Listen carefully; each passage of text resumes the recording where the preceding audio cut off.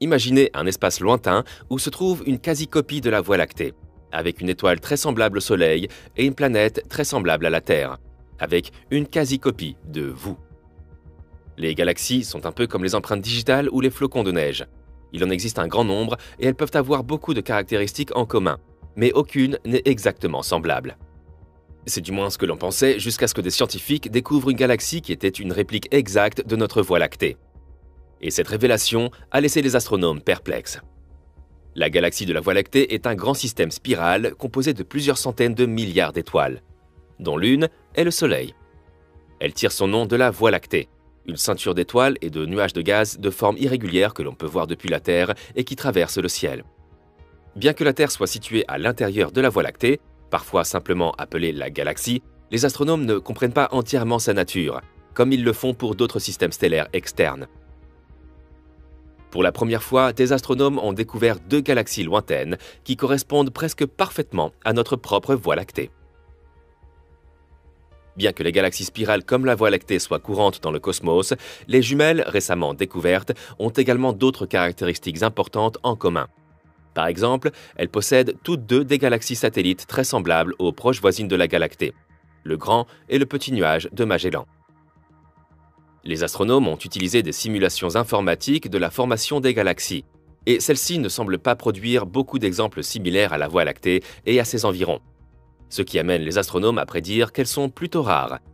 Jusqu'à présent, les astronomes n'étaient pas vraiment en mesure de dire à quel point elles étaient rares, grâce à cette nouvelle étude qui porte sur des centaines de milliers de galaxies. Selon le responsable de l'étude, Aaron Robotham, du Centre international de recherche en radioastronomie et de l'Université de St Andrews en Écosse, seulement 3% des galaxies comme la Voie lactée contiennent des galaxies compagnes comme les nuages de Magellan. Les chercheurs ont découvert 14 systèmes galactiques apparentés aux nôtres, dont 2 sont des correspondances presque exactes.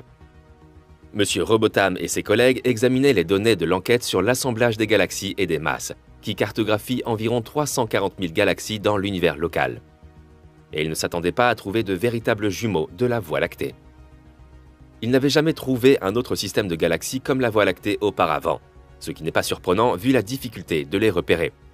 Ce n'est que récemment qu'il a été possible d'effectuer ce type d'analyse, ce qui a conduit Robotham et son équipe à cette découverte. L'équipe de recherche avait besoin de télescopes suffisamment performants pour détecter non seulement les galaxies, mais aussi leurs faibles compagnons.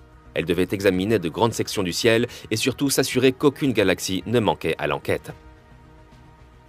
La Voie lactée est enfermée dans une danse cosmique avec les grands et petits nuages de Magellan, qui sont clairement visibles dans le ciel nocturne de l'hémisphère sud.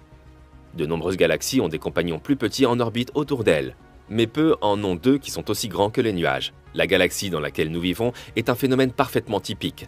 Mais les nuages de Magellan situés à proximité sont un phénomène rare et peut-être éphémère, qui disparaîtra dans quelques milliards d'années. Regarder l'univers, c'est un peu regarder dans un miroir d'ambiance. C'est parce que la gravité déforme le tissu de l'espace, créant des illusions d'optique. Nombre de ces illusions d'optique apparaissent lorsque la lumière d'une galaxie lointaine est amplifiée, étirée et éclaircie lorsqu'elle traverse une galaxie massive ou un amas de galaxies situées devant elle. Ce phénomène, appelé lentille gravitationnelle, a été prédit par la théorie générale de la relativité d'Albert Einstein au début du XXe siècle. Les mathématiques ont montré que tout objet céleste massif pouvait courber les rayons lumineux qui passent, comme une lentille de verre courbe la lumière dans un télescope ou un microscope. Une lentille gravitationnelle peut se produire lorsqu'une énorme quantité de matière, comme un amas de galaxies, crée un champ gravitationnel qui déforme et amplifie la lumière provenant de galaxies distantes situées derrière elle, mais dans la même ligne de visée. Cet effet revient à regarder à travers une loupe géante. Il permet aux chercheurs d'étudier les détails des premières galaxies trop éloignées pour être vues avec les technologies et les télescopes actuels. À l'aide du télescope spatial Hubble, les astronomes sont tombés sur une de ces formes bizarres en analysant les quasars, les noyaux flamboyants des galaxies actives. Ils ont repéré deux objets brillants et linéaires qui semblaient être des images miroirs l'un de l'autre, et les astronomes ont été stupéfaits de constater qu'ils avaient repéré un double dans l'univers. Ces caractéristiques ont laissé les astronomes perplexes, et il leur a fallu plusieurs années pour percer le mystère. Avec l'aide de deux experts en détection gravitationnelle, les chercheurs ont déterminé que les trois objets étaient les images déformées d'une galaxie lointaine, non découverte. Mais la plus grande surprise a été que les objets linéaires étaient des copies exactes les uns des autres, un phénomène rare dû à l'alignement précis de la galaxie d'arrière-plan et de l'amas d'avant-plan. Après avoir échafaudé des théories sans issue, sollicité l'aide de collègues et s'être creusé la tête, Hamilton et l'équipe grandissante, dirigée par Richard Griffiths de l'université d'Hawaï à Hilo, ont finalement rassemblé tous les indices permettant de résoudre le mystère. Les objets linéaires étaient les images étirées d'une galaxie lointaine soumise à une lentille gravitationnelle, située à plus de 11 milliards d'années-lumière. Et ils semblaient être des images miroirs l'un de l'autre. Mais ce phénomène rare n'était pas bien connu lorsque Hamilton a repéré les étranges caractéristiques linéaires en 2013. Comme Hamilton n'arrivait pas à répondre à de nombreuses questions, l'objet a été baptisé objet de Hamilton.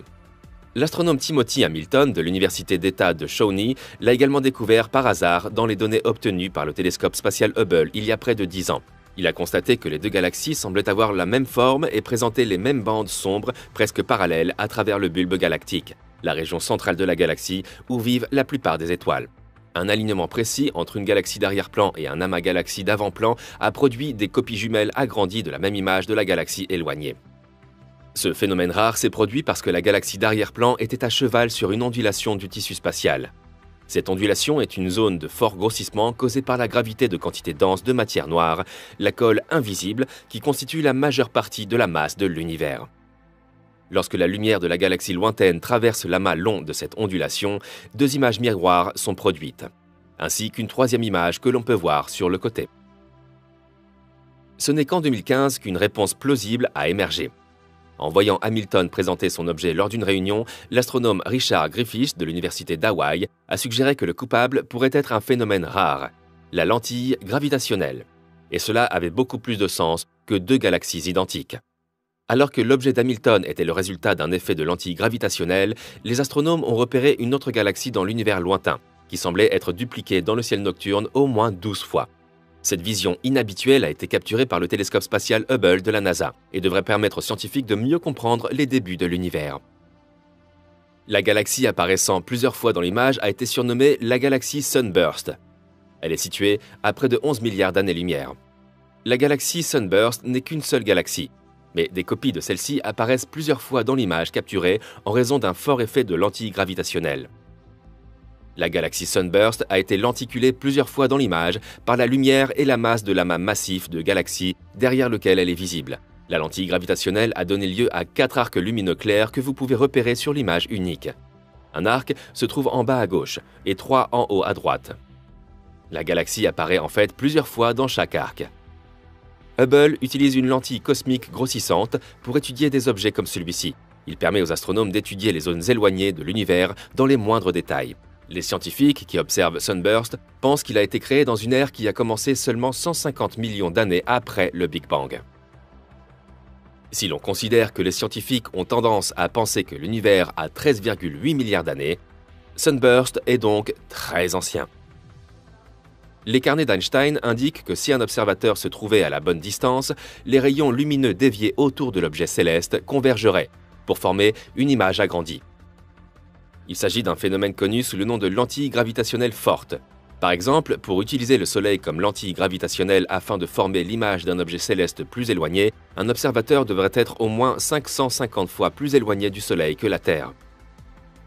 Dans une lentille gravitationnelle faible, les rayons lumineux ne sont pas suffisamment déviés pour agrandir l'image. Au lieu de cela, ils introduisent de subtiles distorsions. Bien que la déviation de chaque amas de galaxies soit pratiquement indétectable en soi, l'effet cumulatif confère aux images des galaxies lointaines une distorsion subtile, que l'on peut juste déduire des mesures. Les astronomes appellent cet effet le cisaillement cosmique. En mesurant le décalage vers le rouge de chaque galaxie de fond, il devient possible de démêler les structures de matière noire situées à différents décalages vers le rouge.